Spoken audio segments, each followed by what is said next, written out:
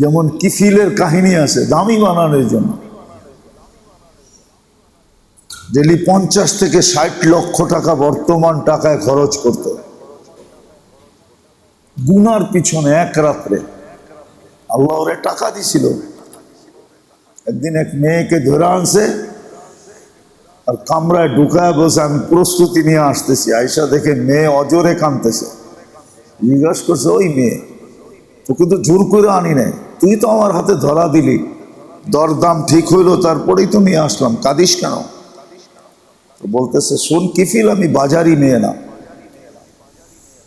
প্রয়োজনের কারণে তোর হাতে ধরা দিতে বা বিপদের কারণে তোর হাতে ধরা দিতে বাধ্য হয়েছি, কিন্তু কাঁদি কেন জানোস? কালকে এই চেহারাটা আল্লাহকে কি করে দেখাবে? কালকে এই চেহারাটা কি করে দেখা?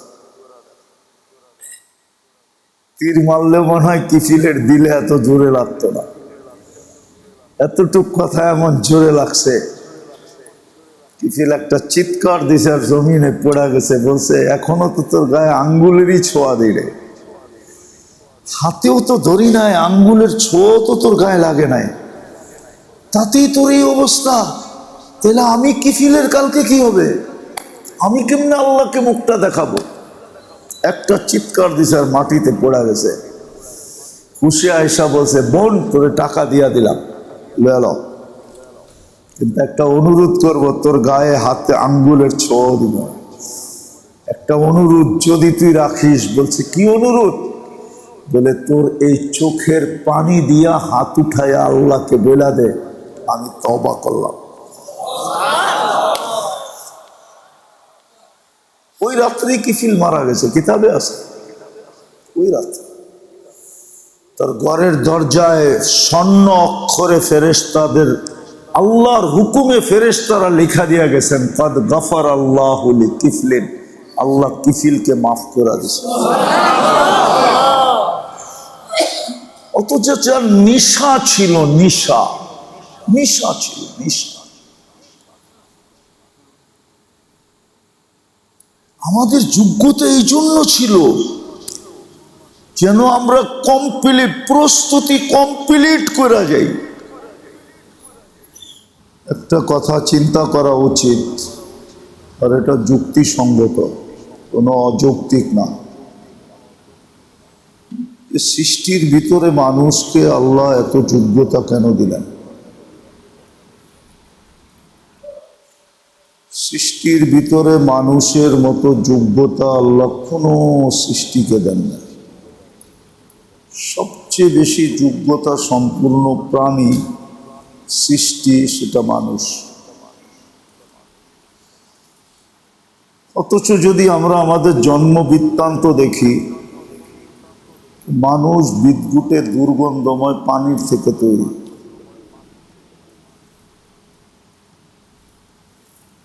কোরআন এটাই বলে, মিম্মা ইম্মাহিন।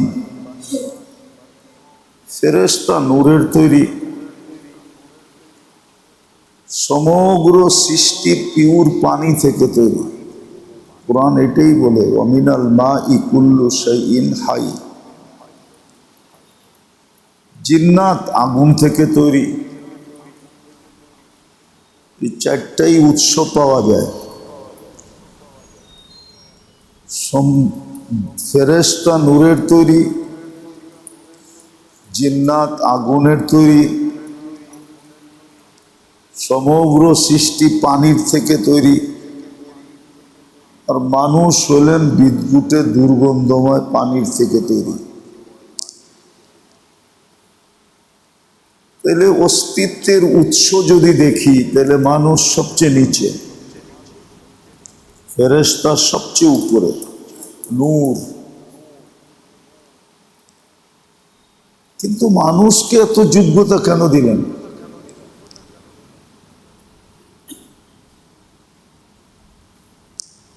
মানুষের মতো যোগ্যতা তো আল্লাহ সৃষ্টির ভিতরে কাউকে দেন নাই। খুব ভালোভাবে বুঝতে হবে, মনোযোগ দিয়া, তাইলে হয়তো দিলে গাঁদবে, কথাগুলা বুঝে আসবে। মানুষকে এত যোগ্যতা কেন দিলেন আল্লাহ?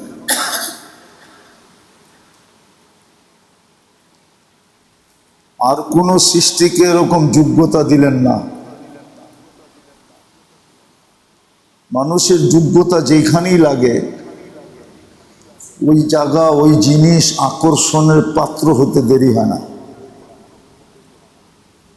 মানুষের যোগ্যতা যেখানেই লাগে, যেই জিনিসের উপরই লাগে। আপনি দেখবেন মানুষের যোগ্যতা লোহায় লাগছে তো আকাশে উঠতেছে, মানুষের যোগ্যতা লোহায় লাগছে তো পানিতে ভাসতেছে। এই যে আপনি এসির ভিতরে বসে আছেন, যদিও এটা প্লাস্টিক আর লোহা দিয়া তৈরি, কিন্তু এটা মানুষের যোগ্যতা। আপনি এই গরমের ভিতরেও শীতের মতো পরিবেশ অনুভব করতেছেন, শীত, ঠিক না? মানুষের যোগ্যতা। এই যে চতুর্দিকে টাইলস দেখেন এত সুন্দর, এগুলো সব মাটি, এগুলার আসল কিন্তু মাটি। মানুষের যোগ্যতা লাগছে তো আকর্ষণের পাত্র হয়ে গেছে। বললে বলা যায় মানুষকে এত যোগ্যতা দিছেন, শুধু যোগ্যতা দেন না, জাদুময় যোগ্যতা, জাদুময়। আপনার হাতের মোবাইলটা দেখেন, জাদুময় যোগ্যতা। এটা মানুষের কি যোগ্যতার বিকাশ, ঠিক না? সারা দুনিয়ার উন্নতি আর টেকনোলজি পুরাটাই মানুষের যোগ্যতার বিকাশ।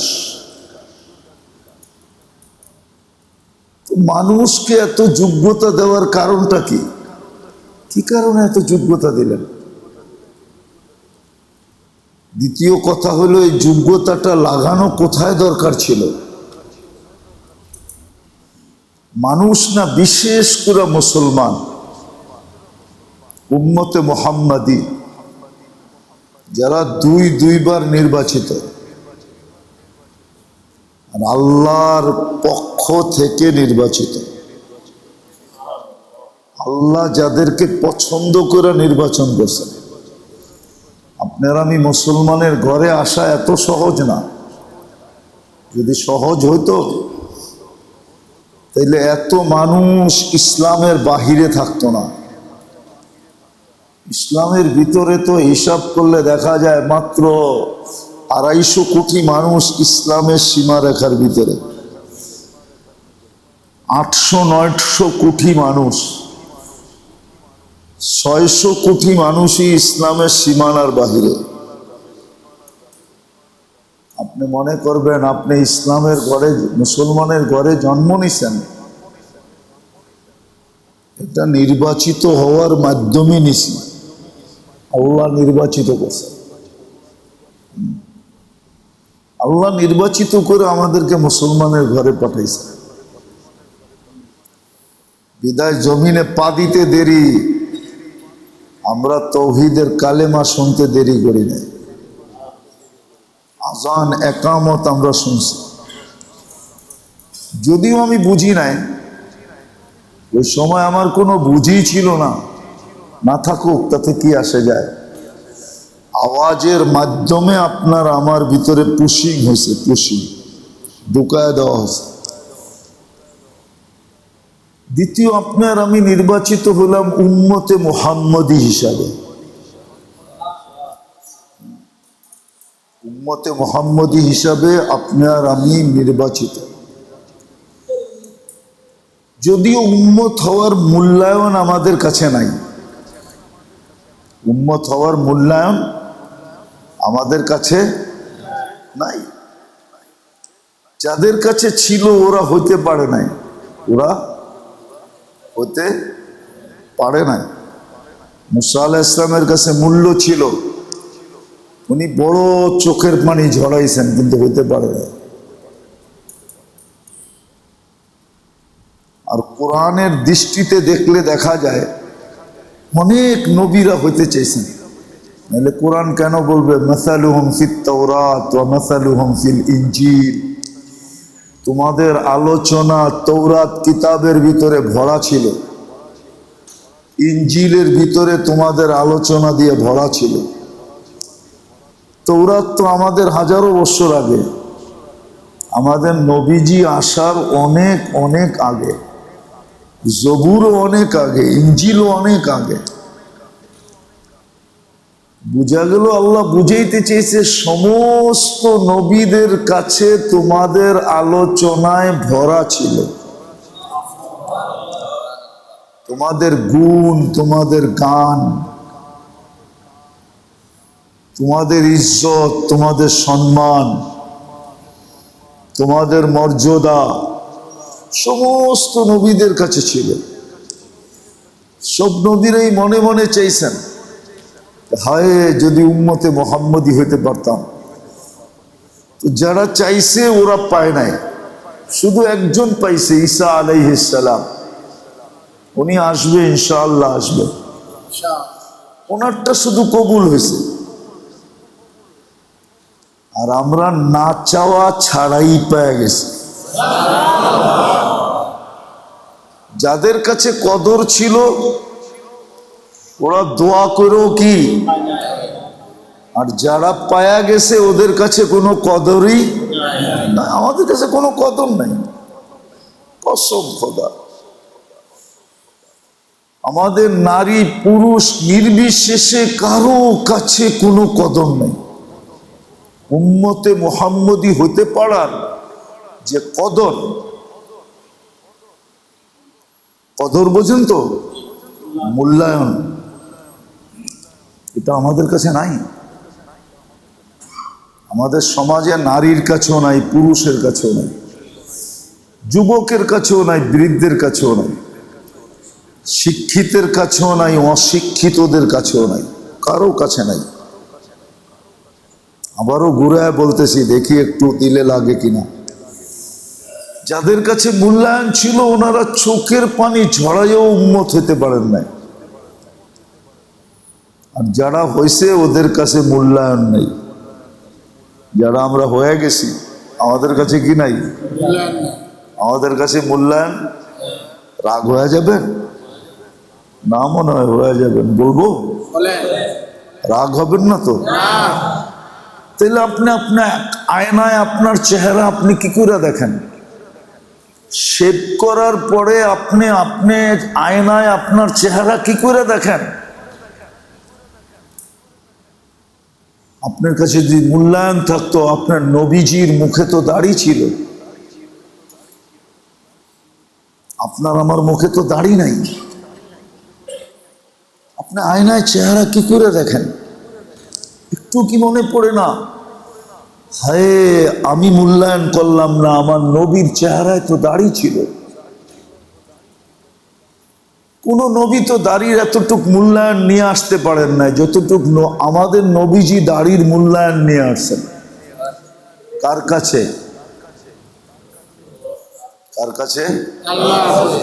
আল্লাহর কাছে দাড়ির মূল্যায়ন নিয়ে আসছেন আমাদের জন্য। এই জন্যই তো এই উম্মত দাড়ি দেখায় জান্নাতে যাবে। এই হাদিসে কুদসি কোন উম্মতের ভিতরে নাজেল হন নাই। কোন উম্মতের নবী বলছেন কিনা কোন ওলামা প্রমাণ দিতে পারবে না, যত বড় ওলামা হোক। কিন্তু হ্যাঁ, আমরা প্রমাণ দিতে পারবো।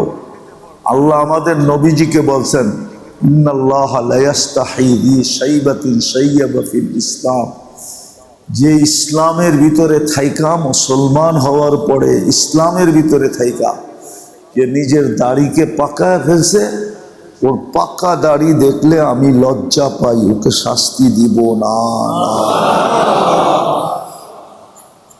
আপনার কাছে আমার কাছে তো মূল্য নাই, কদর নাই, নবীর সুন্নতের কদর নাই। অথচ এক এক সুন্নত গ্যারান্টি দিতেছে আল্লাহ, ফাত্তাবিউনি ইউহিব্বুকুমুল্লাহ। কোরআন, আমার নবীর আদর্শে আদর্শবান হলে, সুন্নতকে তুমি পছন্দ করলে, সুন্নতে রঙিন হইলে, সুন্নতে অভ্যস্ত হইলে, আমি তোমার গুনাহ মাপ চাওয়া ছাড়া মাপ করে দেব। ইয়াগফির লাকুম যুনুবাকুম, আমি আল্লাহ তোমাকে ভালোবাসবো। ইউহিব্বুকুমুল্লাহ, গ্যারান্টি। যেটা বলতেছিলাম, যাদের কাছে কদর ছিল চোখের পানি জড়ায়ও হতে পারেন না, আর আমরা হয়ে গেছি আল্লাহর কুদরত দ্বারা, কিন্তু আমাদের কাছে কি নাই? কদর নাই। নবী সুন্নতের কদর নাই, আমাদের সমাজে নাই। নবী সুন্নতের যদি, তরিকার যদি, আদর্শের যদি, কেরিয়ারের যদি, নবীর লাইফ স্টাইলের যদি কদর আমাদের কাছে থাকতো, হ্যাঁ, তাহলে বাংলাদেশের মানুষ, বাঙালি তো মনে হয় না আমাদেরকে দেখলে, আমরা তো মনে হয় দুই দেশের মানুষ, কেউ ব্রাজিল কেউ আর্জেন্টিনা। বুড়ারা পর্যন্ত, নারী পর্যন্ত, পুরুষ পর্যন্ত, বুঝলাম চ্যাংরা ছেলেরা হয়েছে, কিন্তু তাকাইলে তো দেখা যায় বুড়ারাও। রাগ হবেন না,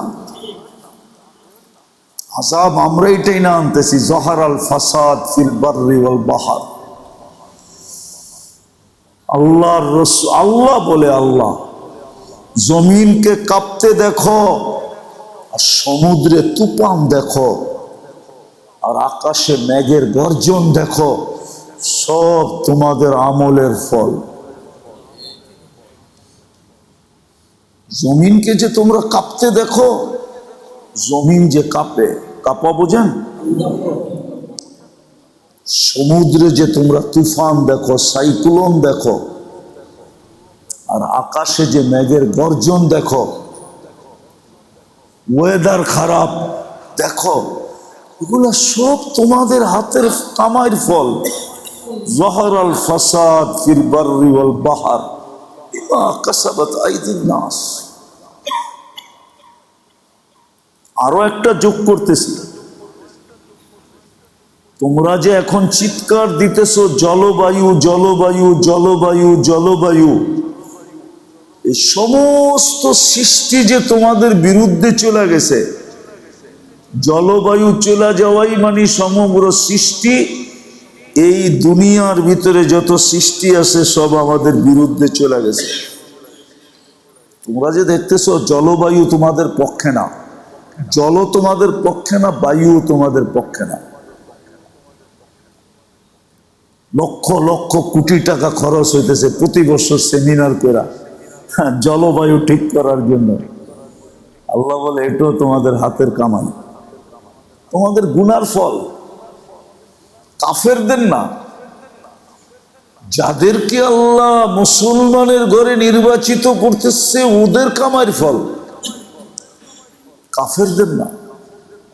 যাদেরকে আল্লাহ উম্মতে মুহাম্মদী হিসাবে নির্বাচিত করছে, মুসলমান হিসাবে নির্বাচিত করছে, ইসলামের মূল্যবোধ আমাদের কাছে নাই। যেমন আল্লাহ রসুল বলছে, একদিন আসবে মুজিয়াত মিনহা হাইবাতুল ইসলাম, তোমাদের কাছে ইসলামের মূল্যবোধ থাকবে না। কোন কারণে থাকবে না ওটাও বলে দিছে, কিন্তু আমি এটা দেখাইলাম যে একদিন তোমাদের ভিতরে ইসলামের মূল্যবোধ থাকবে না। আজকে যেমন আমাদের কাছে ইসলামের কোনো মূল্যবোধ নাই। ইসলাম মুসলমানও পছন্দ করে না, ব্যাস না ভূষা, না চলা না ফিরা, ইসলামের কিচ্ছু আমরা লাইক করি না। আল্লাহ রসুল বলছে একদিন আসবে, আবার এটাও বলছে বাদা দিন গরিবা সায়াউদু কামা বাদা, একদিন আসবে ইসলাম তোমাদের কাছে অপরিচিত হয়ে যাবে, আজকে যেরকম অপরিচিত। ইসলামী দিন, দিনই ইসলাম একদিন তোমাদের কাছে অপরিচিত হয়ে যাবে। আপনি অল্প কয়েকজন দাড়ি টুপিওয়ালা দেখা ভাবতেছেন যে ইসলাম সবার কাছে পরিচিত।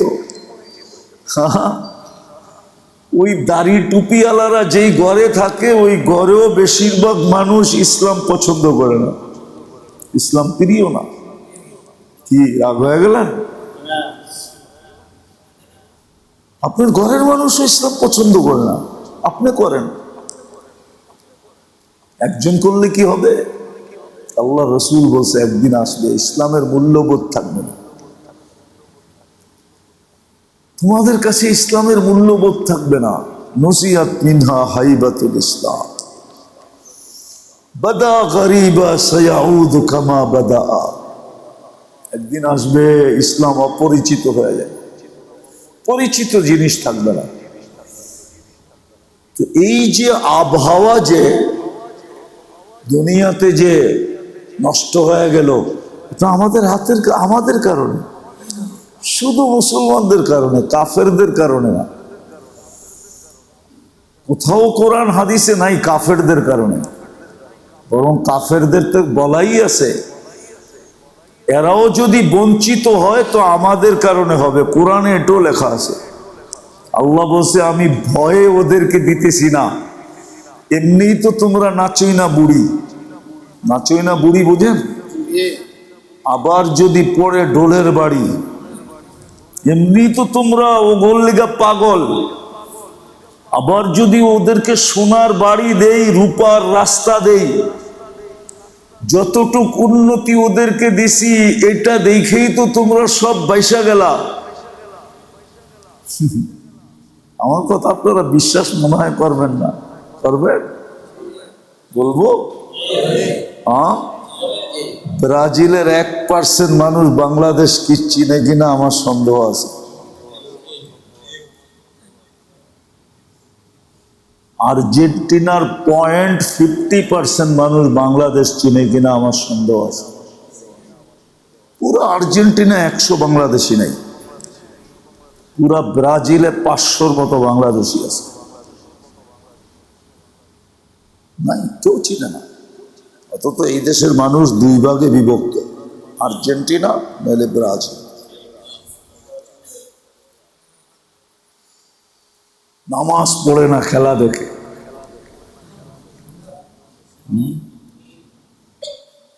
যাক, এটা আমার আলোচ্য বিষয় না। আমি যেটা বুঝাইতে চেয়েছি, কথা যেটা দিয়ে শুরু করছি ওটাকেই গুছায় আনতে চাইতেছি, ওটাকেই গুছায় আনতে চাইতেছি। আল্লাহ আমাদেরকে এত যোগ্যতা কেন দিলেন? এটাই আমার প্রশ্ন ছিল। আল্লাহ আমাদেরকে এত যোগ্যতা কেন দিলেন? কি কারণে মানুষকে এত যোগ্যতা দিলেন? কোথায় লাগানোর জন্য এই যোগ্যতাটা দিছিলেন? মানুষের যোগ্যতা, আমাদের যোগ্যতার ভিতরে কিন্তু জাদু আছে, জাদু। যেখানে ছোঁয়া লাগে ওটাই চমকায়া যায়, ওটাই আকর্ষণের পাত্র হয়। মুসলমানের যোগ্যতা আল্লাহ এই জন্য দেন নাই যে মুসলমান যোগ্যতা বর্তমানে যে 2 জিনিসের উপরে লাগাইতেছে ওই 2 জিনিসের উপরে লাগাবে। বর্তমানে মুসলমান যোগ্যতা লাগাইতেছে 2 জিনিসের উপরে। একটা হলো দেহের পিছনে লাগাইতেছে। দেহ বুঝেন কি? এই শরীরটা, এটার পিছনে লাগাইতেছে। এটাকে 3-4 ভাগে ভাগ করা যায়। ভালো পড়ানোর জন্য, ভালো কাপড় চোপড় পরানোর জন্য, ভালো ভালো খাওয়ানোর জন্য, আর সুন্দর থেকে সুন্দর বাড়িতে এটাকে রাখার জন্য, আর সুন্দর থেকে সুন্দর যানবাহনে চলার জন্য। সমস্ত যোগ্যতা এই 4 জায়গায় লাগতেছে। আমি একটা বললাম দেহের জন্য, দেহটাকে এই 4 ভাগে ভাগ করা যায়। আপনি ভালো মতো চিন্তা করেন, আপনার সারাদিনের পরিশ্রম কিসের জন্য লাগে? শুধু 2 মুঠ ভালো খাওয়ার জন্য, একটু ভালো পোশাক পরার জন্য, একটু ভালো পরিবেশে আর সুন্দর একটু ঘরে থাকার জন্য, আর নামি দামি নামি দামি বাহনে চলার জন্য। এটার জন্য আমাদের যোগ্যতা লাগতেছে। আর আরেকটা আমাদের যোগ্যতা লাগতেছে মনের জন্য। মন যা চায়, মনের পিছনে আমাদের যোগ্যতা লাগতেছে। মনের খোরাকের জন্য আমাদের যোগ্যতা লাগতেছে। মনের খোরাক কি বলে? মনের খোরাক হলো গুনাহ। আমাদের যোগ্যতা গুনার পিছনে লাগতেছে। এক তো আমরা শরীরের খোরাকের পিছনে লাগাইতেছি, দেহের খোরাকের পিছনে আমাদের যোগ্যতা লাগাইতেছি। দেহের খোরাক চারভাবে বললাম আমি, চারটা। আর আরেকটা হলো রুহের খোরাকের জন্য আমাদের যোগ্যতা লাগতেছে। রুহের খোরাক হলো নাফরমানি, গুনাহ। যত বেশি গুনাহ করবে তত রুহ স্ট্রং, আরে মন স্ট্রং হবে, যেটাকে নফস বলে। নফস, রু না, নফস। মন, মনের পিছনে লাগতেছে। যত বেশি গুনাহ করবে তত বেশি মন স্ট্রং হবে। হ্যাঁ, যত বেশি গুনাহ করবে, গুনার পিছনে লাগতেছে। আমাদের ঘরে আল্লাহ রসুল পাওয়ার আসবাব থেকে গুনার আসবাব বেশি না? বেশি না? কি রাগ হয়ে গেলেন? আমাদের ঘরে আল্লাহ পাওয়ার আসবাবের চেয়ে গুনার আসবাব, গুনার আসবাব বেশি। মানেন না এটা? আমাদের সমাজে আল্লাহ পাওয়ার আসবাবের থেকে গুনার আসবাব। আল্লাহ পাওয়ার জন্য তো 5 বেলা ডাকে, আর গুনাহ করার জন্য আমাদের সমাজে 24 ঘন্টা ডাকে। 24 ঘন্টা ডাক। এটা হলো মনের খোরাক, নফসের খোরাক, গুনাহ। মনের পিছনে আমাদের যোগ্যতা লাগতেছে। মন যা বলে তাই করি, মনের পিছনে আমাদের যোগ্যতা। কিন্তু এই জন্য আল্লাহ আমাদেরকে যোগ্যতা দিছিলেন না। আল্লাহ আমাদেরকে যোগ্যতা বিশেষ কারণে দিছিলেন, নাইলে মানুষকে এত যোগ্যতা দেওয়ার কথা না। মানুষ একটা ছোট প্রাণী, বড় দুর্বল প্রাণী। আপনি বলবেন মানুষ দুর্বল কোত্থেকে পাইলেন? কোরআন বলে, আল্লাহ বলে মানুষ দুর্বল। খুলিকাল ইনসানু যায়ীফা। কোন সৃষ্টিকে তো আল্লাহ যায়ীফা বলেন না, যে দুর্বল তৈরি করছি। মানুষকে তো আল্লাহ বলতেছেন খুলিকাল ইনসানু যায়ীফা, মানুষ দুর্বল।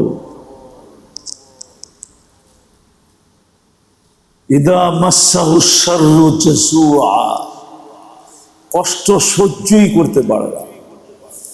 কষ্ট আইলেই কি চিল্লা চিল্লি শুরু করে।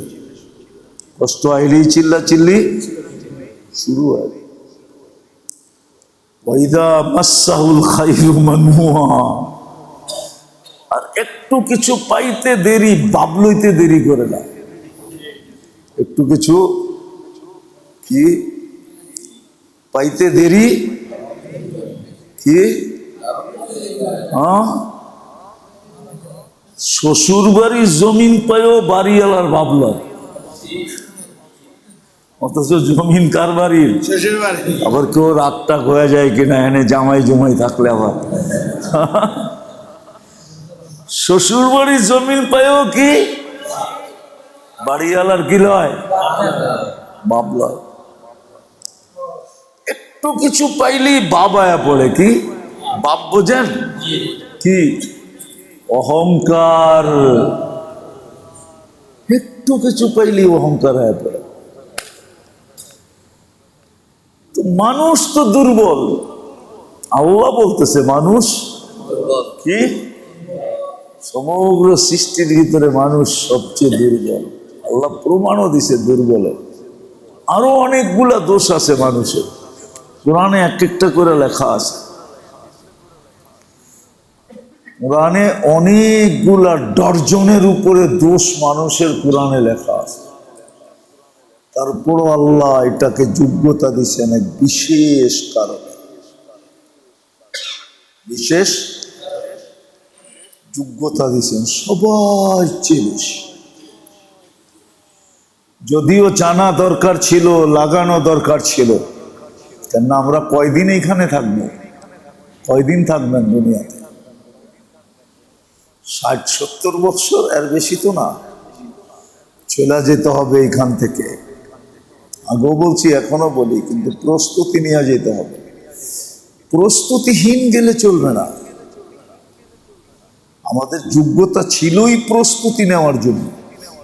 যোগ্যতা এই জন্য দিছেন যে সমগ্র সৃষ্টিও যদি প্রস্তুতিহীন যায়, আল্লাহর কিছু আসে যায় না।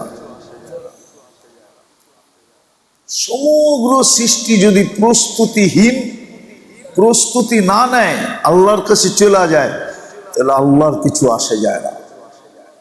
তাও কারণ আছে, কোনো সৃষ্টির বিনিময় নাই, কোনো সৃষ্টিকে বিনিময় দিতে হবে না। কোনো সৃষ্টির কি নাই? বেনিফিট নাই, লাভ নাই, বিনিময় নাই। কিন্তু মানুষের বিনিময় আছে। এই জন্য প্রস্তুতি নিয়ে যেতে হবে। প্রস্তুতি না নিয়ে গেলে আল্লাহর রসুল পর্যন্ত কাঁদবে। কিয়ামতের মাঠের কান্নার কথা কোরআনে লেখা আছে। যদিও হুজুররা মানবে না, বলবে কোত্থেকে আবার কোরআনে কান্নার কথা লেখা আছে। আমি দিতেছি কান্নারই ইশারা। রব্বি ইন্না কওমি ইত্তাখাযু হাযাল কুরআনা মাহজুরা। আল্লাহর রসুল কিয়ামতের দিন চোখের পানি ছেড়ে দেয়া বলবে, রব, এত বড় কোরআন দিছিলেন, আর আমি এত কষ্ট করে সিনায় ধারণ করে ওদের ভিতরে রেখে আসছিলাম, আর ওরা কোরআনকে কোনো পাত্তাই দিল না। ইত্তাখাযু হাযাল কুরআনা মাহজুরা। তো কোরআনের কোনো মূল্য দিল না, কোনো পাত্তা দিল না। ও রব, আমি আজকে ওদের বিরুদ্ধে কেস ফাইল করতে চাইতেছি। বলেন, রসুল যদি আপনার বিরুদ্ধে কেস ফাইল করে, আল্লাহ কোরআনে বলে দিছে রসুল বিরুদ্ধে, আমি রসুল বিরুদ্ধে, আমার বন্ধু পক্ষে, আমি পক্ষে, ওয়াস্তাগফিরুল্লাহ ওয়াস্তাগফারা লাহুর রাসূল লাওয়াজাদুল্লাহ তাওয়াবার রহিমা। আল্লাহ বলে, মাপ চাও, আমি তোমার দিকে দেখবো না, দেখবো বন্ধু পক্ষে না বিরুদ্ধে। যদি বন্ধু বিরুদ্ধে হয় তো আমি বিরুদ্ধে, বন্ধু পক্ষে তো আমি পক্ষে, গুনাহ মাফ করে দেব। কোরআনের ঘোষণা। প্রস্তুতির জন্য আপনাকে যোগ্যতা দিছিলেন, লাগাইতে বলছিলেন আত্মার উপরে, রুহের উপরে লাগাও, তোমার আত্মার উপরে লাগাও তোমার যোগ্যতা। এখনো তো তুমি তোমার উপরে যোগ্যতা লাগাইতেছো শুধু শরীরটার জন্য আর মনটার জন্য। শরীরের জন্য আর কিসের জন্য? নফসের পিছনে তুমি লাগাইতেছো, শরীরের জন্য। ওই যে বললাম না, 4টা শরীরের 4 জিনিসের জন্য যোগ্যতা লাগাইতেছো। বলছে না, তুমি তোমার যোগ্যতা লাগাও প্রস্তুতির জন্য, কেননা তোমাকে প্রস্তুতি নিয়ে পুষতে হবে। সারা সৃষ্টি প্রস্তুতি না নে, আল্লাহ বলে তাতে কিছু আসে যায় না, কিন্তু তোমাকে তৈরি প্রস্তুতির জন্য। ওমা খালাকতুল জিন্না ওয়াল ইনসা ইল্লা লিয়াবুদুন। হাদিসে কুদসি এটাই বলতেছে, খালাকতুকা লিল ইবাদা ফালা তালআব, কসমতু লাকা রিজকাকা ফালা তাতআব, ফাইন ওয়াজাদতানি ওয়াজাদতা কুল্লা শাই, ওয়াইন ফুত্তানি ফাতাকা কুল্লা শাই, ওয়া আনা খায়রুল লাকা মিন কুল্লি শাই। হাদিসে কুদসি। আল্লাহ বলে তোমার তৈরি এই জন্য, প্রস্তুতির জন্য তোমার তৈরি। এই জন্য তো আমি কারো পিছনে কিছু লাগাই না, আমি সব তোমাদের পিছনে লাগাইতেছি। সমস্ত সেবা মানুষের জন্য। কার জন্য? সেবা বোঝেন? কার সেবা? আরে বলেন না, কার সেবা? আল্লাহর 24 ঘন্টার সেবা আপনার আমার জন্য। শুনামো, আল্লাহ বলে তুই ঘুমাস, আমি পাহারা দিই। তুই ঘুমাস, তুই বিছনায় আসিস, তুই বিছনায় পিঠ রাখতে দেরি, আমি থাপ্পি দিয়ে ঘুম পড়ায় দিতে দেরি করি না। বুঝি তো না, বুঝতেও তো চাই না। পুরুষরাই বুঝে না, মা বোনরা করতে বুঝবে? পুরুষরা বুঝলে আমাদের ঘরের মহিলারা বুঝতো। আজকে তো পুরুষই বোঝে না, এই জন্য আমাদের ঘরের মহিলারও বোঝে না। যখন মা বাবা বোঝে না তো সন্তানও বোঝে না। আজকে আমাদের সন্তানরাও বোঝে না, কেননা মা বাবাই তো বোঝে না। সন্তান কোত্থেকে বুঝবে? সন্তান বুঝতো যদি মা বাবা বুঝতো, নারী বুঝতো যদি পুরুষ বুঝতো। পুরুষই তো বোঝে না, নারীরা কোত্থেকে বুঝবে? মা বাবাই তো বোঝে না, সন্তান কোত্থেকে বুঝবে?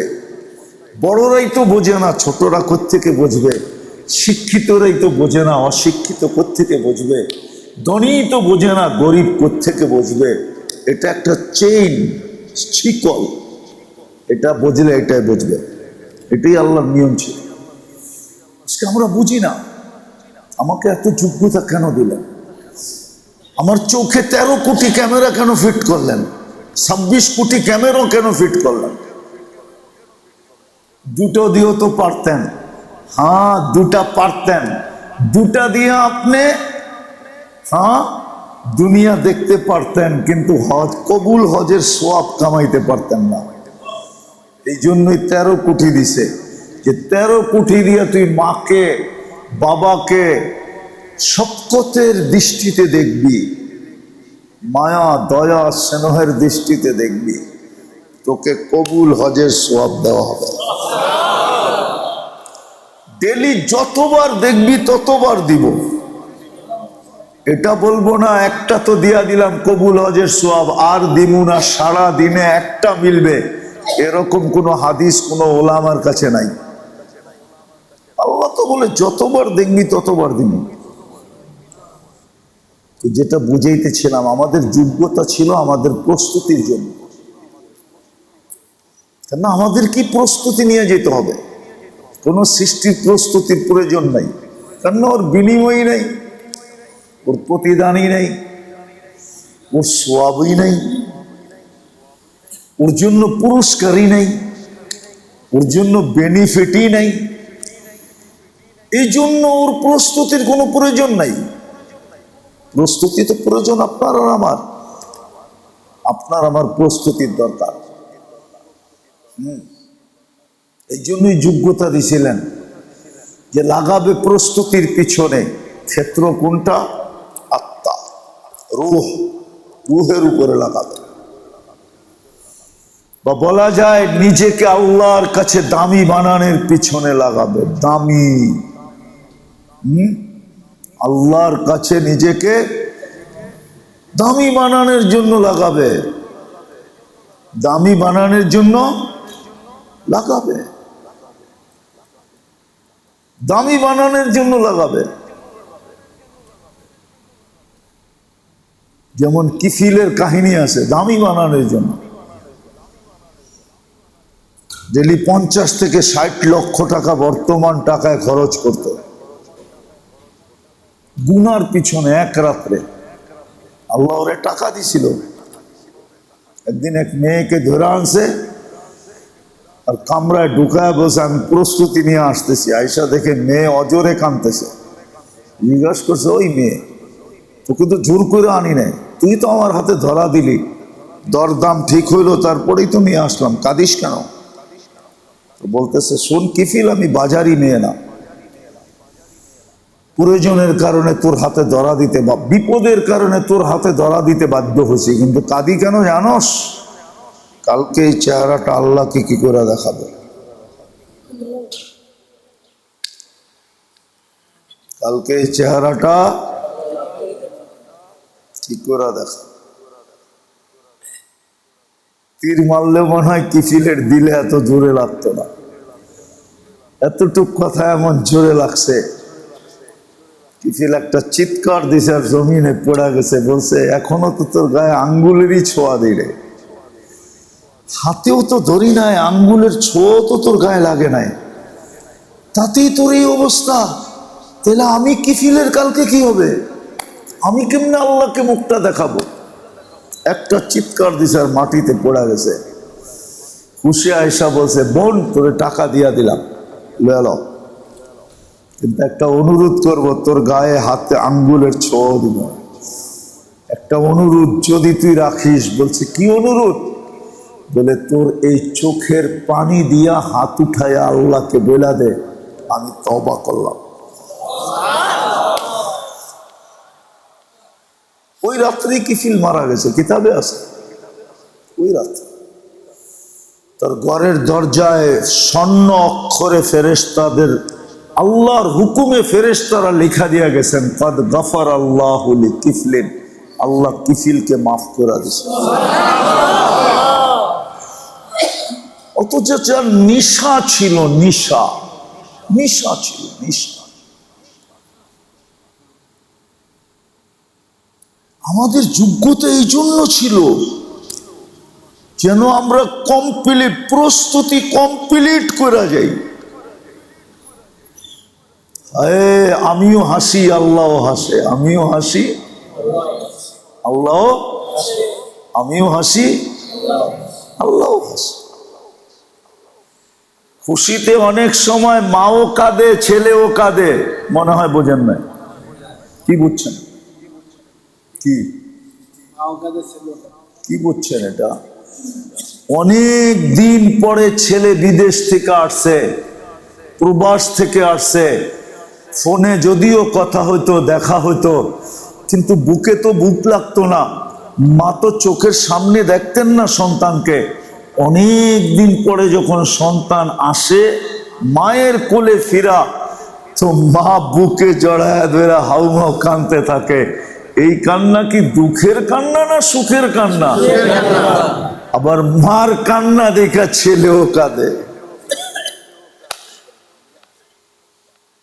মার কান্না দেখা কাঁদে না, কাঁদে না? হ্যাঁ, আমাদেরকে তো যোগ্যতা দিছিলেন প্রস্তুতি নেওয়ার জন্য, যেন মৃত্যুর সময় আমিও হাসি, আল্লাহও হাসে। কালকে কবরে যখন মুহাম্মদুর রাসূলুল্লাহকে দেখব, তো উনিও হাসে, আমিও হাসি। এই জন্য তো যোগ্যতা দিছিলেন। কবরে সর্বপ্রথম দেখা হবে মুহাম্মদুর রাসূলুল্লাহর সাথে। ফেরেশতা নাম উচ্চারণ করে বলবে মা কুনতা তাকুলু ফি হাযার রাজুলি মুহাম্মাদ, ফি হাযার রাজুলি, ফি হাযা। তো হুজুর করে জিজ্ঞেস করেন হাজা কেন ব্যবহার হয়, ও হুজুরে জিজ্ঞেস করেন। ওই যে তাবলীগওয়ালা হুজুর, আরো আছে এখানে হুজুর, জিজ্ঞেস করেন হাজা কেন ব্যবহার হয়।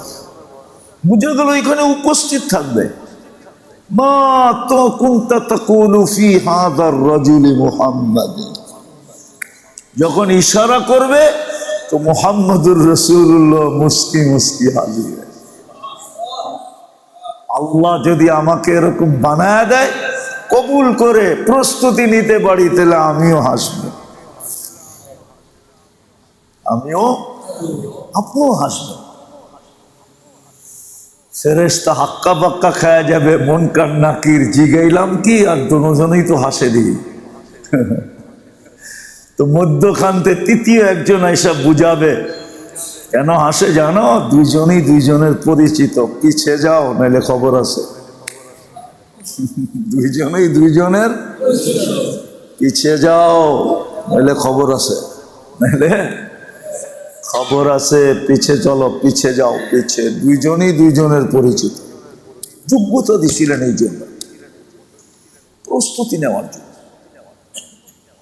কেননা কালকে চলে যেতে হবে এখান থেকে, বড় লম্বা সফর করতে হবে, লম্বা সফর।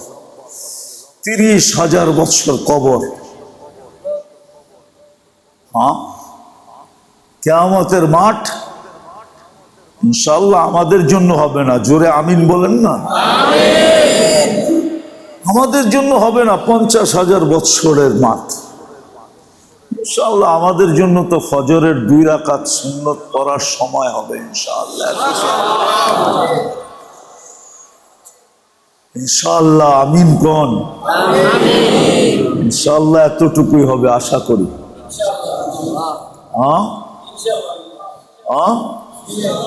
চান হোক এতটুকুই, এতটুকুই হবে।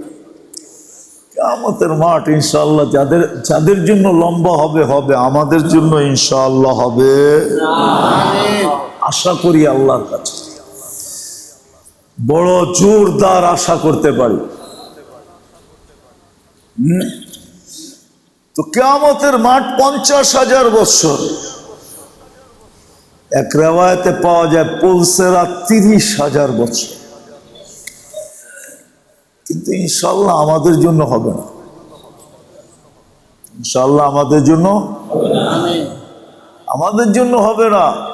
আমরা তো ইনশাআল্লাহ চোখের পলকে পার হয়ে যাব। ইনশাআল্লাহ চোখের পলকে পার হয়ে যাব ইনশাআল্লাহ। দুরুদের গাঠি মাথায় নিয়ে ইনশাআল্লাহ চোখের পলকে পার হয়ে যাব।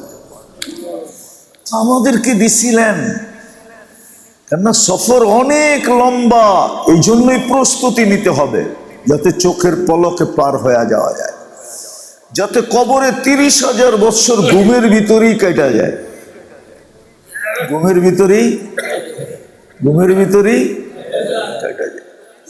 আমরা দেখি তো মাঝে মাঝে লম্বা সফর যখন হয় না, প্লেনে লম্বা সফর, যেমন দুবাই থেকে নিউ ইয়র্ক হলো 14 ঘন্টা। কয় ঘন্টা?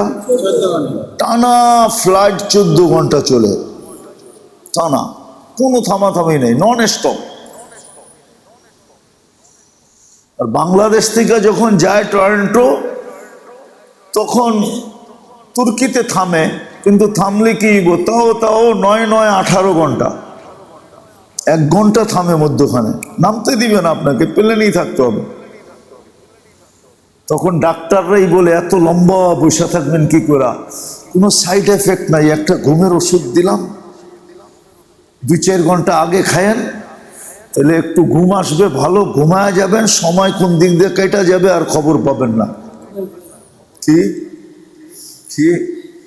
আমাদেরকে মাঝে মাঝে বলে, পরিচিত ডাক্তার আছে তো, শুনলেই বলে আচ্ছা একটা ট্যাবলেট লেখা দিই, কোনো সাইড এফেক্ট নাই ঘুমের, 3-4 ঘন্টা আগে খাবেন, ঘুমায় ঘুমায় চলে যাবেন। কি টাইমের কোনো খবরই, খবরের 30,000 বৎসর ইনশাআল্লাহ ঘুমায় ঘুমায় কেটে যাবে। এই জন্যই প্রস্তুতির জন্য আমাদের যোগ্যতা, আর কোন জিনিসের জন্য আমাদের যোগ্যতা দেন না, এই দুনিয়া সাজানোর জন্য না। দুনিয়া সাজাবে না মুসলমান ব্যবহার করবে, এটা ঠিক আছে। মুসলমান কি করবে? হ্যাঁ, মুসলমান শ্রম দিবে না, মুসলমান তো শ্রম দিবে নিজের প্রস্তুতির জন্য। তো শিখবেন তো, আলেমদের সোহবতে যান, ইস্তেগফার পড়েন, খুব এই মাসটায় খুব কাজে লাগান। আল্লাহ আমাদেরকে আমল করার তৌফিক দান করেন। ঢাকা মাহফিল, সুস্থ সমাজ গড়ার বিপ্লবী চেতনায়।